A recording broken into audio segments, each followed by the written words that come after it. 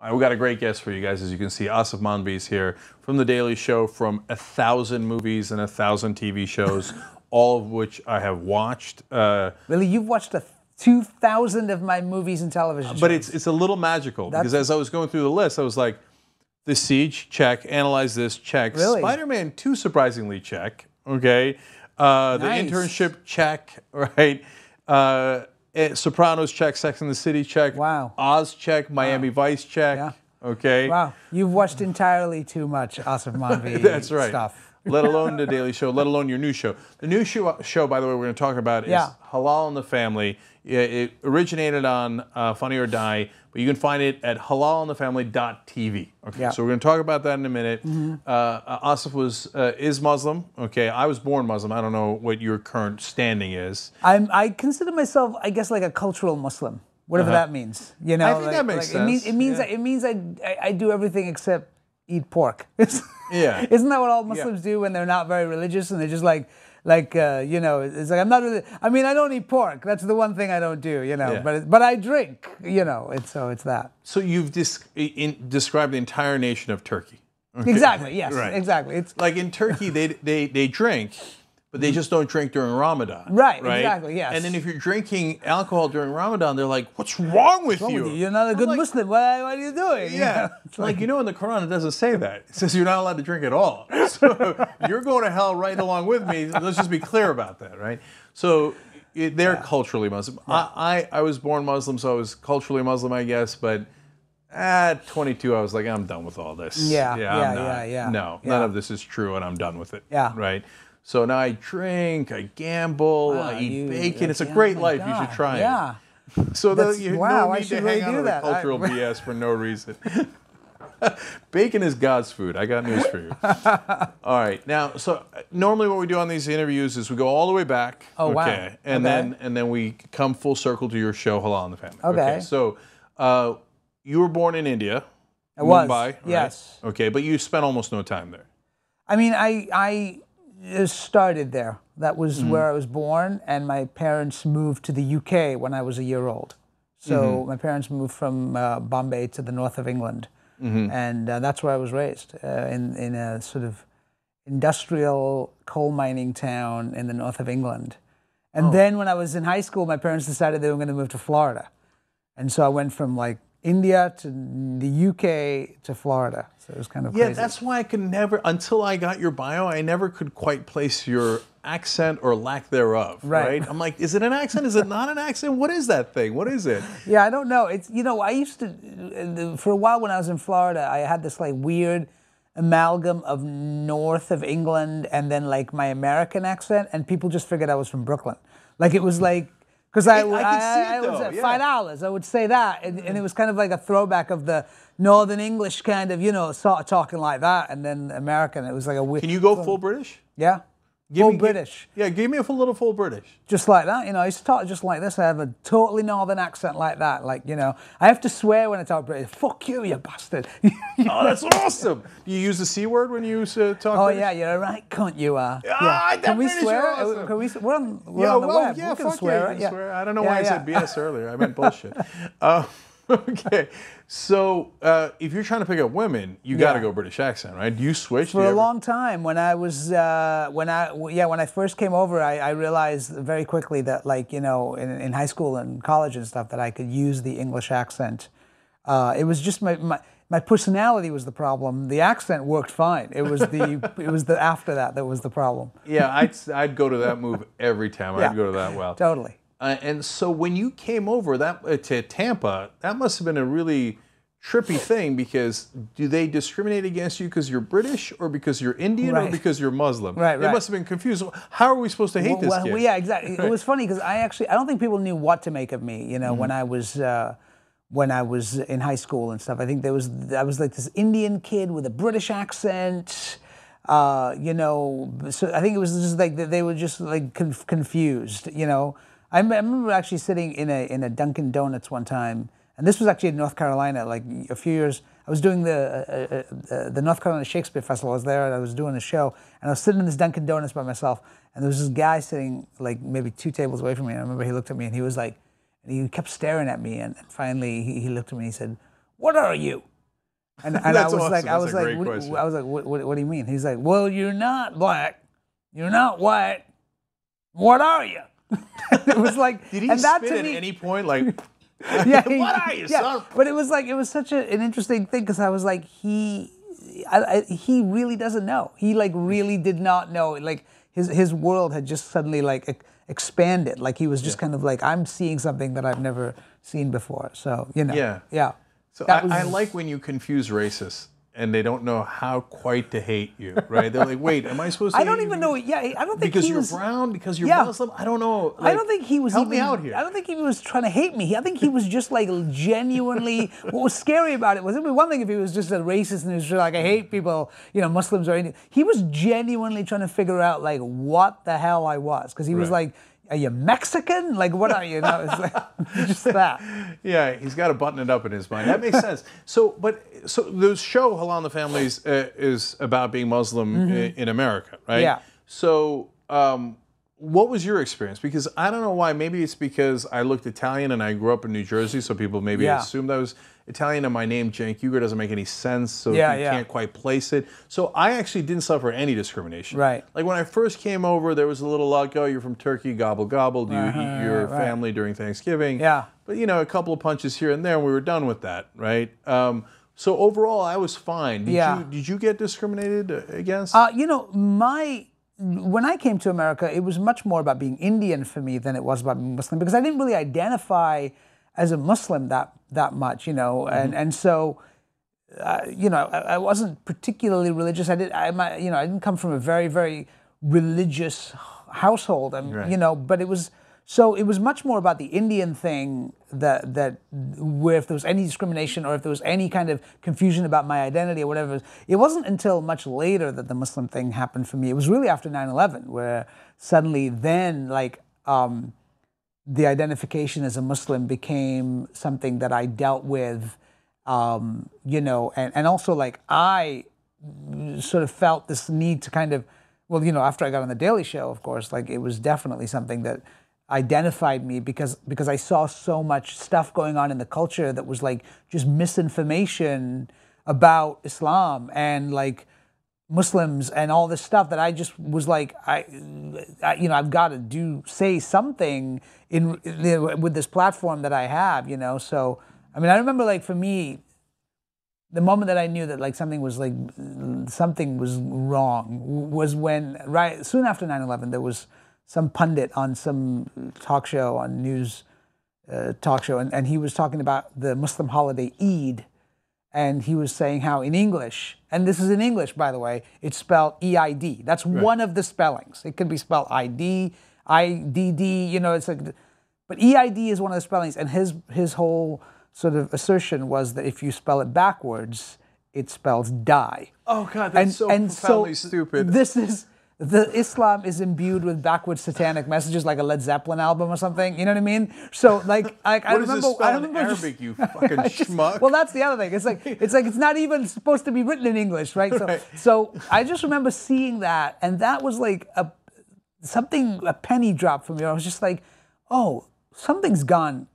We've gone off the rails. Like this, if this is the conversation that we're having, something has gone really far, you know, where this is like on a news show. This is not even just two drunk guys sitting in a bar, you know?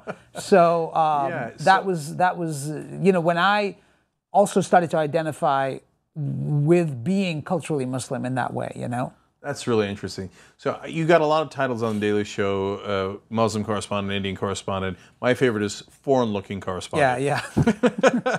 Which I think fairly... Which is fine. John Oliver has also been the Foreign-Looking Correspondent one or two times. So he's more foreign-speaking correspondent. Right. But overall... He's pasty skin, you know? That's true. So, That's true. I'll go off the rails here for no reason. A friend of mine used to like British girls.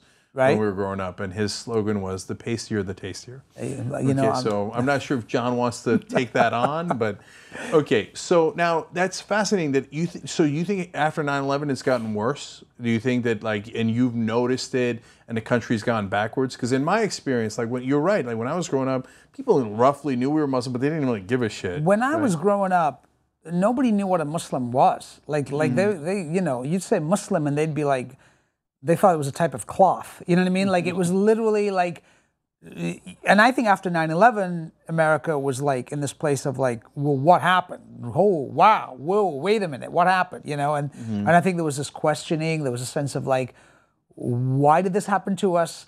Who are these people that did this? And what is a Muslim? You know, like that was cut to 15 years later. Now I feel like that conversation has been hijacked by media, by politics, by politicians, you know, and the answer has been basically given to us that we have to be afraid. That's what it is, you know, and that's where I think America is now, is in this sort of, you know, the sensationalism of it, the fear-mongering of it, the using it as a political tool, you know, the protesting of mosques and blah, blah, blah, on and on, you know? So do you think that it peaked, the fear, the hatred, et cetera, peaked on 9/11 and ever since has gone down slowly? Or do you think it's actually gone up? No, I think it's gone up. I think that we had an opportunity after 9/11 to answer some questions, and those questions, and to have not even answer questions, to have a nuanced conversation which could not be had, because on some level, because of what happened, and there was no response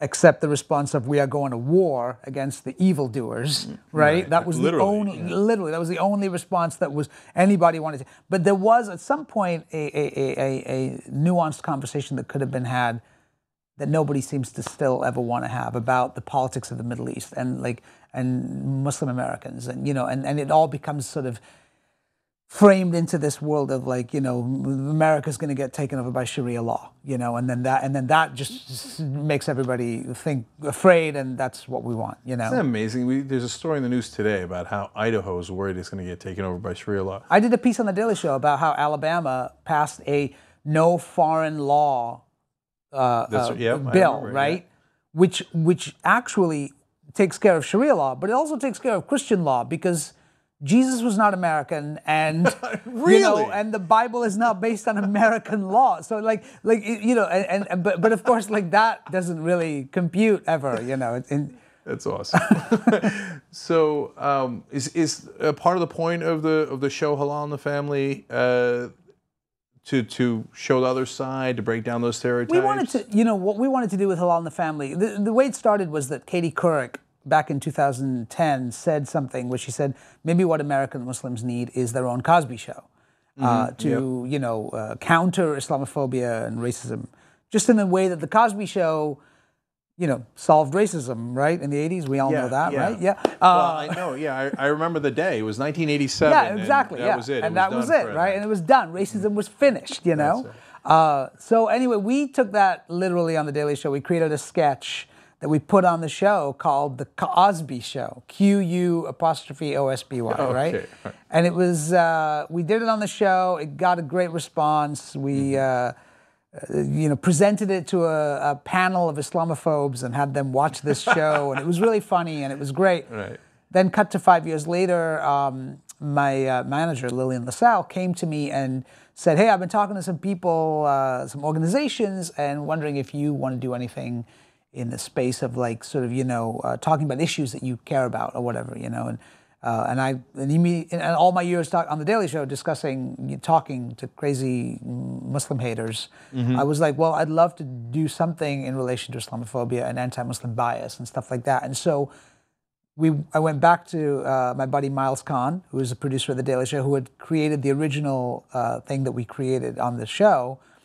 And we sort of dusted off that idea and revamped it, and wrote this sitcom parody, changed the name to Halal in the Family, and used it as a tool in which to fold in issue-related stuff. So as much as it's hilarious and funny and you know, it's sort of a parody of the all-American sitcom and has all the tropes of an American sitcom that we're all used to from the 80s, you know. It also addresses certain issues about racism, bigotry, you know, and stuff that specifically American Muslims deal with, like, you know. Which All in the Family did back in the day as well, you know, and so it makes sense. All in the Family is actually a great example because, you know, the title is an homage to All in the Family, and they were dealing with social and racial and political issues of their day, actually, in a similar way. And actually, Norman Lear was one of the people that gave us a little bit of money he contributed to our IndieGoGo campaign. Oh, so it was like, that's awesome. It was very nice. Yeah.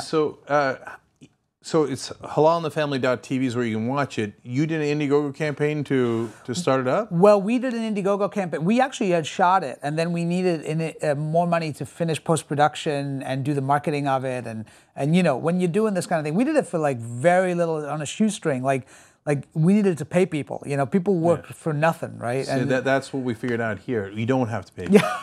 No, everything's going to work out. I wish we had known that. I wish we had known that. Yeah. But you know, to be fair, like people really did donate their time. We have some great cameos in the series as well from the Daily Show alums, like Samantha Bee, Jordan Klepper, Jason Jones.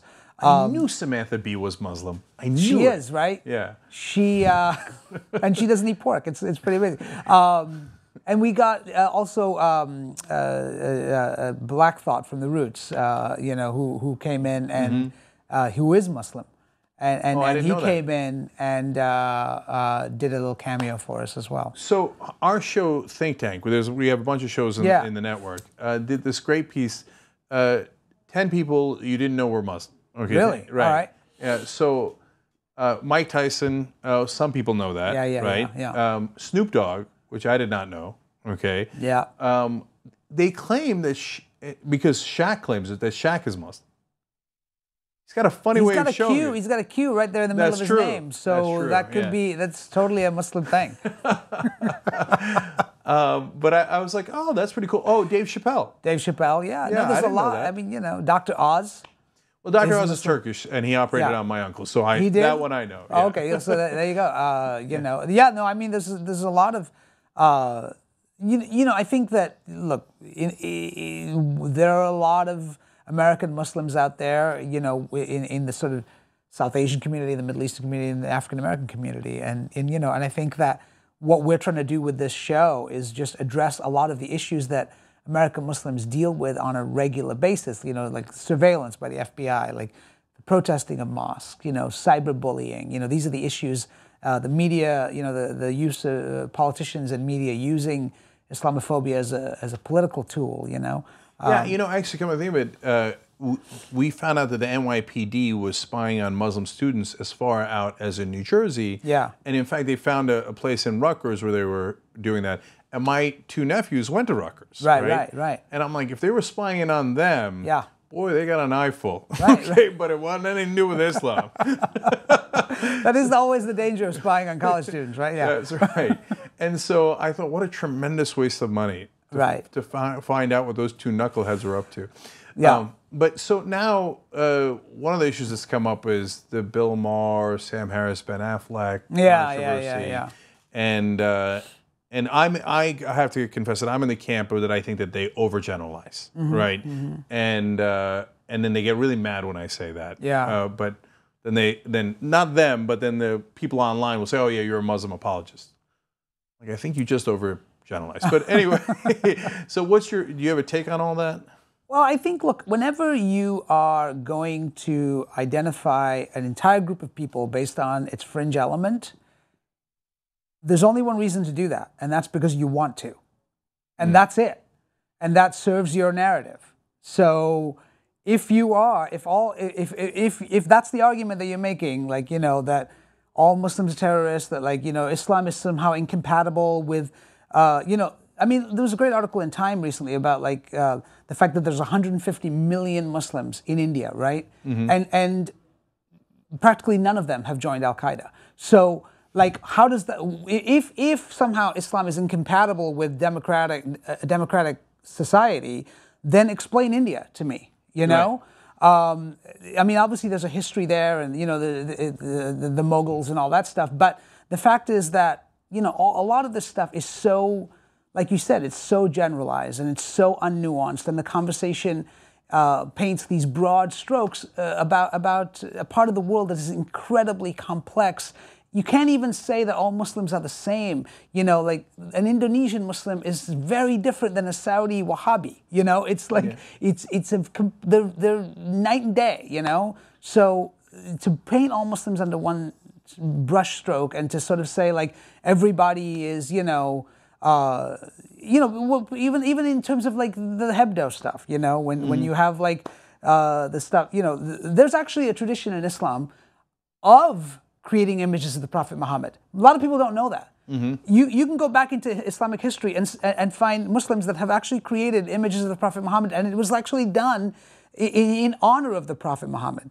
It could be that perhaps some of the times that people are upset in the Muslim world about the images of Prophet Muhammad is because it's depicted as making fun of him, right? Right. And it also ties into a whole world of like the way that part of the world, you know, it ties into colonialism, imperialism that goes back centuries, the stealing of oil, the stealing of land, you know, and so all of that plays into, you know, the psyche of the Muslim world, and a lot of that stuff does not get talked about, and is not conducive to trying to create a narrative that just paints all Muslims as terrorists. I think your question as to what end is a great question, and I had Sam Harrison here. We had a 3-hour conversation. Right, and right. I thought it was really interesting. But one of the things that I thought didn't get a great answer was, you know, he says, well, Islam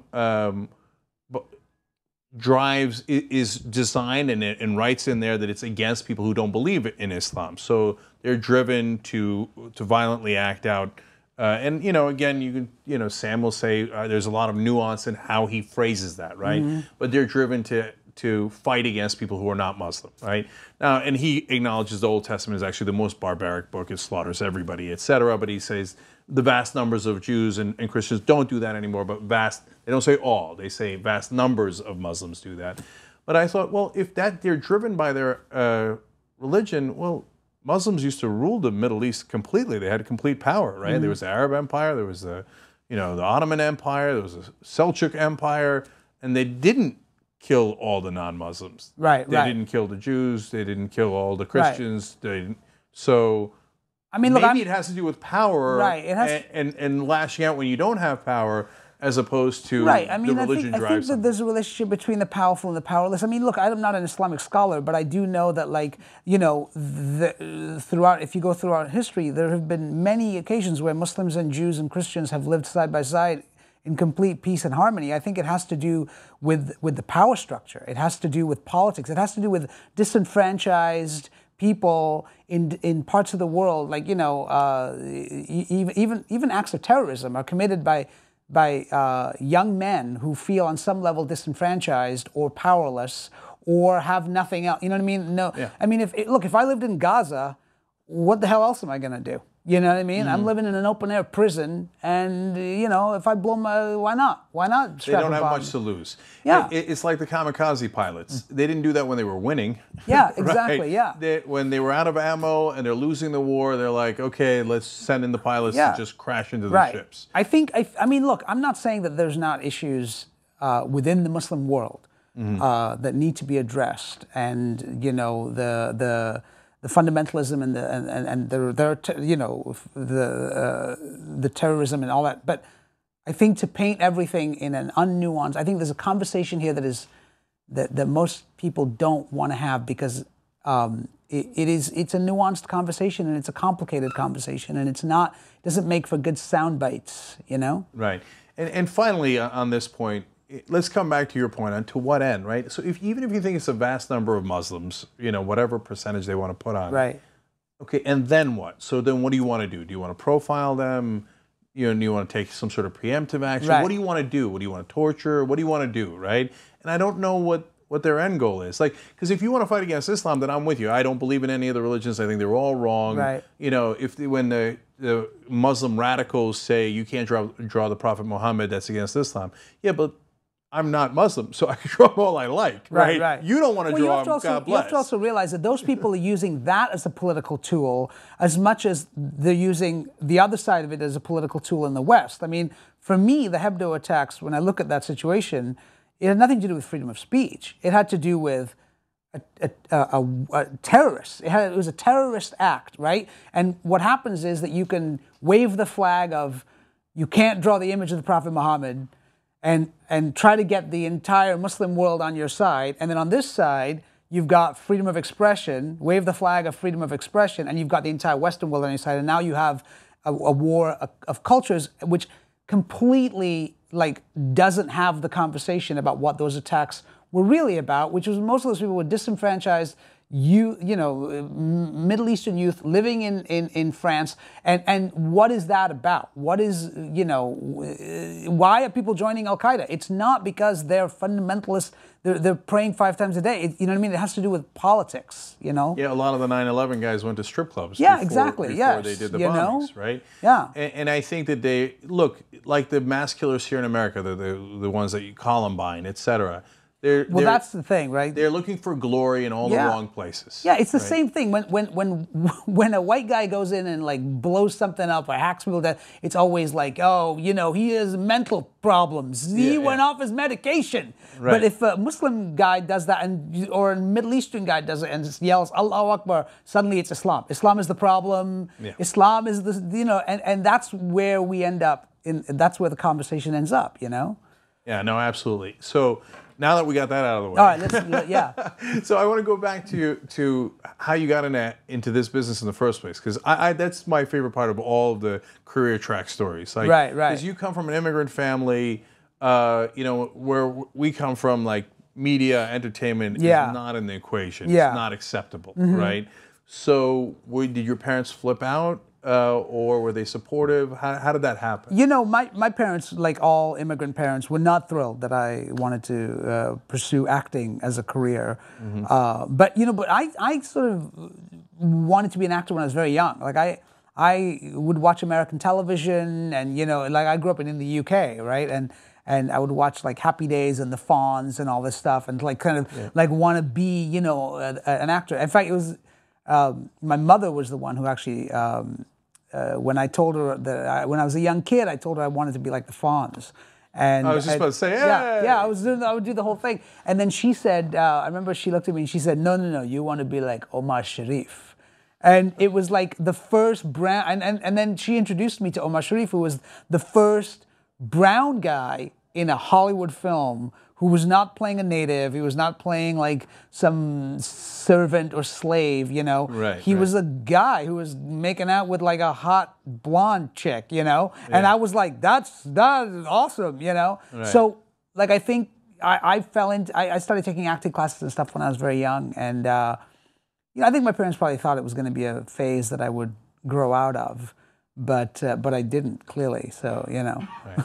Given what you just said, I bet that my guess is, you tell me, that you probably got offered a lot of roles where it was not Omar Sharif. Right. Right? Yeah. There's a lot of stereotypes, yada yada. So how do you feel about it? Do you play those roles? Do you not play those roles? How do you handle that? I mean, look, when you're starting off, you just play whatever roles you can because you're trying to build up your resume. You're trying to like get work. So there were many instances where like I would go in to audition as a snake charmer. And then I remember like once I went in and they were like, do you actually know how to snake charm? They actually asked me. You didn't put that in your resume under skills. And I wanted the job so badly that I was like, I don't, but I'm Indian, so it could be in my DNA. I might just figure it out somehow, But yeah, there was a lot of those kinds of roles where you're paying your dues. For me, it's always really been about the character, and I have no problem playing. A cab driver or a terrorist or a doctor or whatever, but for me it's always about what is the character? Is it if I'm going to play a terrorist, I want him to be an interesting terrorist. You know what I mean? I want him to have some like views on terrorism. What are his thoughts? I don't want to play some like just generic jihadi who's like just screaming death to America. Give him a point of view. So that's all I ask. Was Miami Vice your first break? Miami Vice was the first on camera thing that I'd done. I was still in school when I did that. And so how did you get it, and what did you play? I got it. It was a workshop that I attended for the casting director of Miami Vice. I was in Tampa, Florida at the time, going to school. And the casting director came up and she did this workshop on camera acting kind of thing. And then called me a week later and said, hey, there's this audition for the doorman outside the Biltmore Hotel in Miami, Florida. Yeah. And just like all I had to do was I got 2 lines with Don Johnson, and I remember like I was like, yeah, and I rented a car, I drove down to Miami, I like auditioned for this thing, got it, and that's how I got my SAG card, actually. That's awesome. Yeah. See how the whole world comes around, and I'm wearing my Crockett jacket. Yeah, you are. You've got exactly. Except you don't have the sweat pits. Yeah. I know. Well, that's because we're not in Miami. If we were back at the Biltmore Hotel, I would. That's true. Trust me. Yes. Trust me. I'm a sweater. Turkish. Yeah. What can we do? Oz. What did you play in Oz? In Oz, I played the dentist, the prison dentist. Who? Were you raped at all or no? Because I think everybody was at some point. You in mean Oz. on Oz? Was I raped? On Oz, yeah. No, I wasn't. I wasn't raped. I actually got. It was a fun role. I got to work with my buddy Rick Rogers, who was playing one of the white supremacists, and he needs a gum graft, and I tell him that I have grafted his gums. With the gums off an African American cadaver. I think I remember that. And he freaks out because he's like, "How can I have a black man's gums in my mouth?" And he doesn't know how to deal. He has a whole mental breakdown around it. But it was great. I got a great fight scene in there actually. So okay, yeah, Oz was nothing but fight and rape. Yeah. So that's what I remember from Oz. So and by the way, every actor in that has now become like gigantic. It was huge stars. It was like I only did a couple of episodes of it, but it was a lot of fun and it was great, and it was just fun. It was funny because like I could always tell like when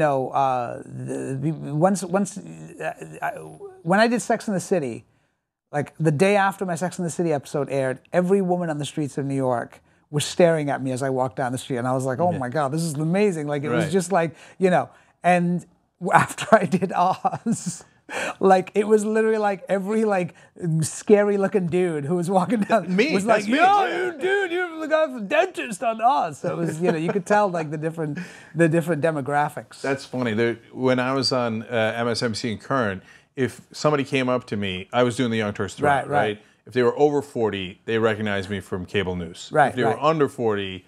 They recognized me from for porn, the Young Turks. From porn. And porn, of course, to be fair. I'm a huge in the bear community.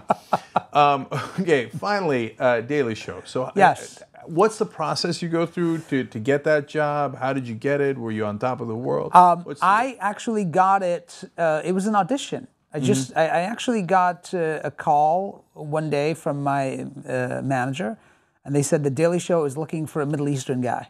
And they're looking for a senior foreign-looking correspondent. They were, and I remember thinking like, this is the worst Homeland Security sting operation I've ever heard of in my entire life. It's never gonna work. Right. Or I thought they were gonna I was gonna end up like we're wearing a fake beard, yelling "Death to America" or the turban, and Right. And so I actually turned it down. I actually said I don't want to go in. Really? Yeah. I actually said I'm not doing it. That's why you got it.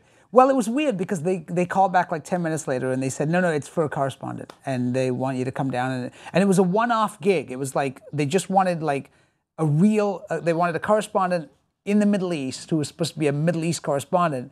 And they didn't have one. So they had written this thing for it. And I went down there at like, I think 3 o'clock. I met Jon Stewart for the first time, auditioned with him. What year was that? This was 2006. Okay. It was during the Israeli-Hezbollah conflict, and it was about the chat that I did was about that, and did it, and then Jon turned to me and said, "Welcome to the show. You're on tonight," and that was it. And then I was on that night, did the show, and then Jon just kept calling me back, and then for like the next 4 months, Jon would just call me back and have me, and I was actually living out in LA at the time, because I was doing this show called Jericho on CBS, and so I would just fly back to New York and be on they'd call me up, they'd be like, "You want to do a chat next week?" And then I just go, so like I did that, and then after about 4 or 5 months of that, he offered me a contract and said, "You want an office over here?" And just start working. And then the rest was, I've been there ever since, so. That's phenomenal. I don't know if you saw Silicon Valley last night on HBO. I didn't. I actually saw you during Silicon Valley because they had ads for the Brink. Ads for the Brink, yes, which is very exciting. Which looks cool. Yeah, I'm really excited about this. It's coming out June 21st, and it stars Jack Black, Tim Robbins, Pablo Schreiber, John Larroquette's in it, Carla Gugino's in it, and myself. And it's a geopolitical comedic satire about. It's crazy. It follows one global crisis over the course of 10 episodes, and it's a comedy. So it's great, and I'm very excited about it. That's cool, and I knew I was going to interview you today, and I'm like, oh, that's awesome. Oh, right there. Yeah. And Silicon Valley is exactly. It was the thing last night was they kept saying no, and investors would give them more money. Oh yeah.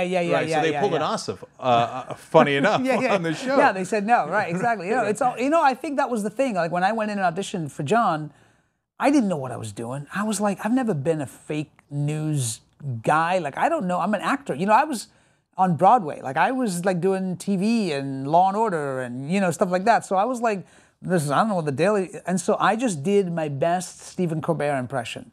That was really the only thing I knew how to do, and I just did that and got the job. And it was And then of course you learn how to do that job as you do it. No one can teach you how to be a Daily Show correspondent. Right. My dad would always ask me, like, what school you are going to go for talk show host? Like his dad, let's go. Yeah. But now I figured out everything. So that's what Trevor Noah must have done. He must have gone in and been like, no, I won't take it. I won't take it at all, okay? He turned it down like 5 times. Yeah, no. That must have been some drama. Anyway, we'll save that for another day. HalalInTheFamily.tv. Yes. Okay. It is the new Cosby Show. Cosby show. Cosby Q-U'-OSBY. Yeah. So everybody check it out, HalalInTheFamily.tv. Yes. Aasif, you're awesome. Thanks for coming in. We really appreciate it, man. So great talking to you, man. Thanks a lot. Thank you. Yeah.